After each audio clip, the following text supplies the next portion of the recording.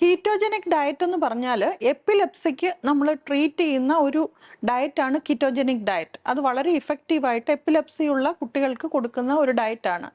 അപ്പം ഈ diet follow ചെയ്യുന്നതിലൂടെ സീഷേഴ്സിന്റെ തോത് കുറയുകയും കുട്ടി നോർമൽ രീതിയിലാകുവാനും കീറ്റോജനിക് ഡയറ്റ് വളരെ ഉപകാരപ്രദമാണ്.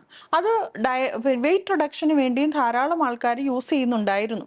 പക്ഷെ അതിൻ്റെയൊക്കെ സൈഡ് എഫക്റ്റ് ഇപ്പോൾ ഒരു കുറച്ച് വർഷങ്ങൾക്ക് ശേഷം കണ്ടുവരികയും പലർക്കും പല രീതിയിലുള്ള പ്രശ്നങ്ങൾ ഉണ്ടായതായിട്ടും കണ്ടുവരുന്നുണ്ട്. അതിൻ്റെ തോത് ഇപ്പോൾ കുറച്ചൊന്ന് കുറഞ്ഞു വന്നിട്ടുണ്ട്.